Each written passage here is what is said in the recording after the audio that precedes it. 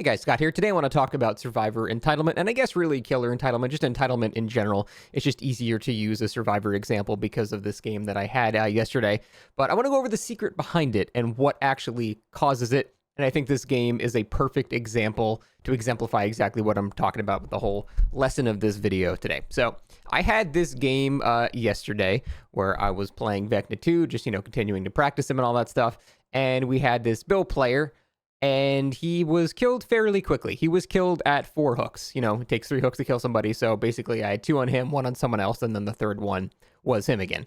So understandably, that can seem like tunneling. And yeah, that's, a fair thing to at least internally complain about. Man, that sucked. I got knocked out really quickly, blah, blah, blah. And, a lot of the time it is the killer that's going out of their way to tunnel, which even as an aside, I don't really think is something that's fair to complain about, at least nowadays. But I can at least understand and, empathize with the Survivor player being upset there. So here's what they said in the post-game chat. Tunnel me every time, soar something, 7K hour player, and you play like a probably bitch, end it and jump. So he basically told me to kill myself because he died at 4 hooks. So a very emotional response to the game that actually took place.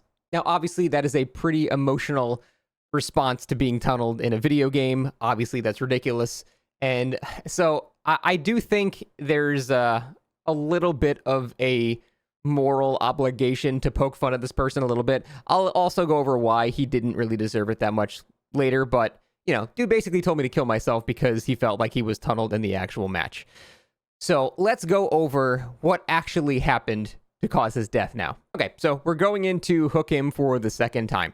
I hook the Bill right here, and then I immediately activate my upside down power to go find someone else to chase.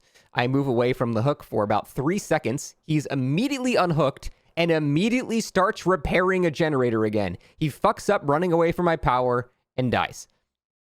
That is why I should kill myself, because of that series of events right there. Now, the funniest part about this is that Bill actually had Decisive Strike, too. So he disabled his own Decisive Strike, ran to a generator, and immediately worked on it in front of me 3 seconds after being hooked, and expected me to just go, I guess I'll just let you finish the generator. That is truly what was going on in their head. They actually were internally thinking, this killer needs to let me finish this generator right in front of him. He needs to ignore me on purpose for some reason. That is the actual internal dialogue that person had to be having, because it is the only possible way you can explain such an emotional outburst at the end of the game. That is the only possible explanation, is they were thinking that they were robbed for some reason, or they were just so entitled that they thought, I need to actually just let you beat the game. The funny thing is, if I didn't kill the Bill right there, I probably would have lost the game, because I got down to like half a generator. And if that Bill wasn't dead that early because he wasn't a fucking idiot, I probably would have lost the game. So it's entirely on the Bill that I was actually able to win, because not only did he not utilize his 15 seconds of invulnerability, he chose to just cancel it immediately by going to work on a gen in my face. And then he also canceled his second chance perk, which he had, which would have been very effective, Decisive Strike, if I did go out of my way to tunnel, because I was just going to find the unhooker. I was just going to go, that's what I do. If I can't find anybody else, I go back to the hook and go, okay, well, let me chase the unhooker instead. I don't have to tunnel this guy, but let me just chase somebody else. But no, he went on a generator 3 feet in front of me and just said, fuck you, I'm going to work on it, and expected me to not do anything about it. So that is obviously just utterly ridiculous when you see the actual scenarios people are actually complaining about, rather than just looking at a screenshot of the post-game chat, or actually, if you actually look at the events that a lot of people are complaining about, you realize how utterly ridiculous the things they're complaining about actually are. Now, here's the thing, and we're going to boil it down to the actual secret of entitlement in this game. That guy actually came into my chat afterwards. And rightfully so, I was making fun of him because he told me to kill myself because he was shitty at the game. Very stupid thing. So yeah, I'm going to poke fun at you. Sorry, man. You kind of deserve it.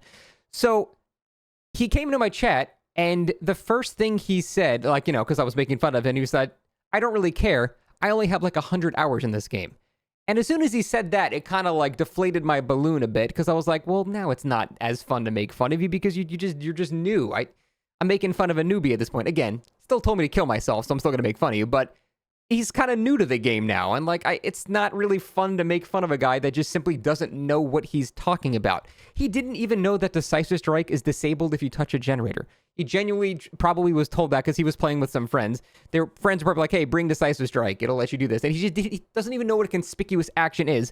And to his credit, yeah, at 100 hours, you don't know shit about this game. This is like one of the few games in existence to where if you have like 1,000 hours in the game, people are like, oh, you're a baby. It's really weird how many hours you need just for knowledge checks in DBD. Mechanically, it's not that crazy. But for knowledge checks, you need to know what every perk does, how every perk is going to interact with this perk. You need to know how every map is laid out, what every tile generates the palette and where. You need to know, like, you just need to know so much shit. It's such a knowledge check that at, 100 hours, you were a fetus. You were a zygote. You're just not even born yet. That's how new to the game you are at 100 hours. So coming from that perspective, if I'm putting my, feet in his shoes, I can kind of understand how he feels like he's getting robbed and tunneled and stuff like that, because the secret is, and the moral of this video is, people that are that entitled literally just don't know what the fuck they're talking about. Most of the entitlement comes from just not understanding the other side whatsoever. And I think that's the main secret there. He just truly doesn't understand why in that scenario, as a killer, because he's likely never played killer before, why I would go to kill him there.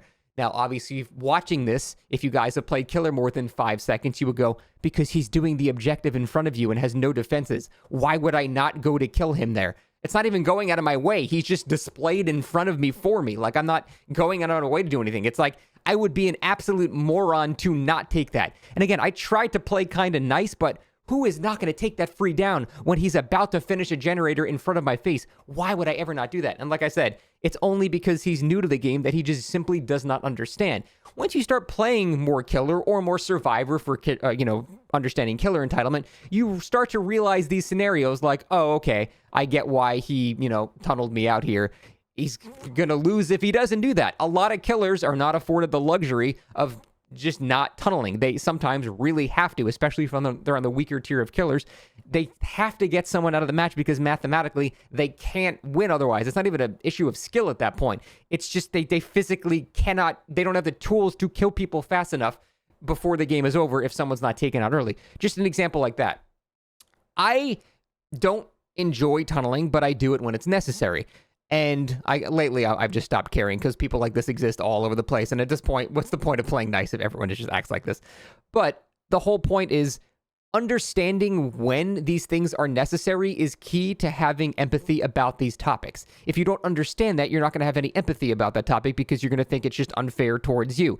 But, if you play killer, you're going to understand why you have to do some of the things you have to do. So that's kind of the main moral of the story here. A lot of this comes from a simple lack of understanding. And when I saw that he was new to the game, my desire to make fun of him kind of shrank. That's why I'm not even censoring his name or anything. Because while he obviously started off, as an absolute piece of shit human being, by the end of it, he actually was like, all right, sorry, and GG's. Like, he actually took the time in the post-game chat, or at least in my chat on Twitch, to talk to me about the scenario, and he was admitting, okay, yeah, I just don't understand what I'm talking about. And I was like, that's great. I could have done without the kill yourself, but I actually think that's really good. In fact, I would love to be able to talk to people that bitch at me in post-game chat to help them understand what's going on there. And this guy was really receptive to that. He was like, okay, I get it. I understand. I'm sorry. I'm just new to the game, blah, blah, blah. And that's great. If more people were like that, I think there would be so much less entitlement in the world in general, but it would be so good if people could just sit and understand. Maybe you don't understand everything. Maybe the killer is not being super malicious or evil here. Maybe they just simply don't have enough time. Because like I said, if I didn't actually kill him there, I would have probably lost the game because I got down to half of one generator left. So that is sort of the moral of this whole story here. It just comes down to a lack of understanding, which leads to a lack of empathy, which leads to entitlement. It all comes from that same initial source of people that are that entitled literally don't know what the fuck they're talking about.